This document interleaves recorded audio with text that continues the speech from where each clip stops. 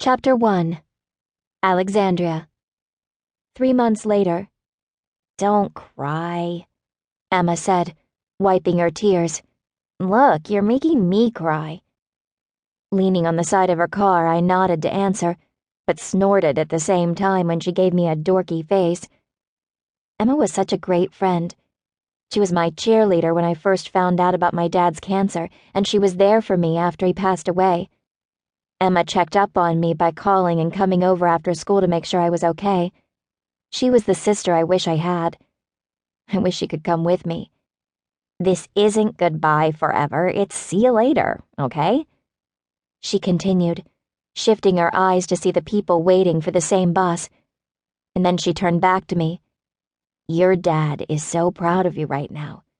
His little girl is going off to college. I bet he's smiling down at you." I nodded to agree. I almost lost it when she brought up my dad. Every time he was mentioned in conversations, my heart felt like it was on fire, scorched by the memory of him. It was as though I was burying him all over again. His name, the word dad, our home together, his friend, his favorite food, our love for singing, everything we shared was a constant stab to my heart. I wanted to forget, hoping it would make the pain bearable, but the burning sensation pulled me back to reality, reminding me. The thought of never seeing him again was pure devastation. Most people I knew could only empathize because they had never felt this degree of loss.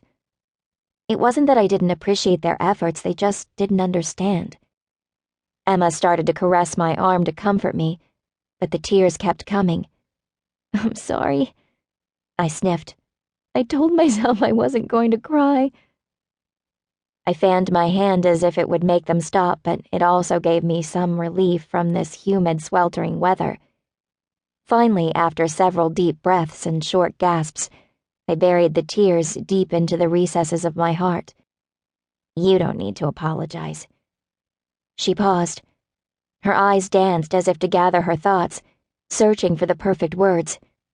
"You're going to have a great experience. It will do some good for you to leave this town.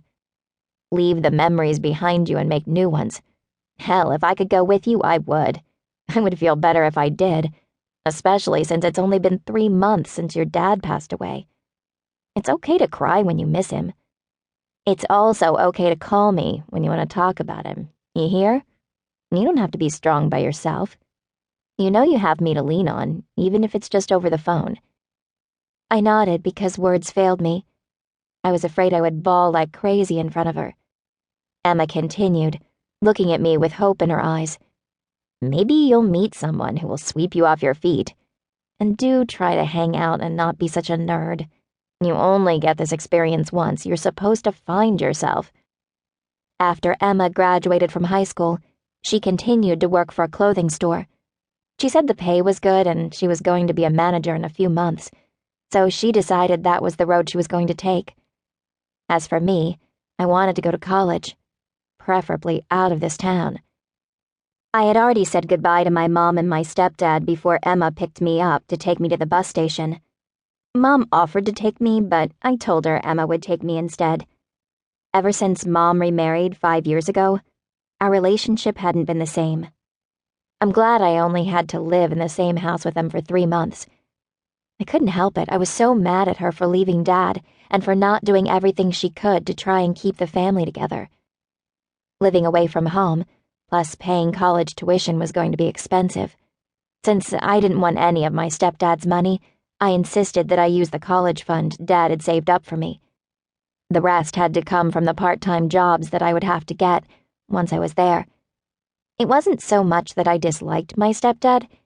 It was just strange to think of him as a dad, since he hardly knew me at all. Lung cancer stole my dad's life. He fought till the very end, but the odds were not in his favor. I can still recall his last words to me. "Alexandria, make sure to give your heart to the guy who will love you for all your goodness and your faults, who will make you feel like you're the center of his world." What did he mean by that anyway? "The bus should be here in 5 minutes," Emma said somberly, opening the trunk of her car. excitement and sadness.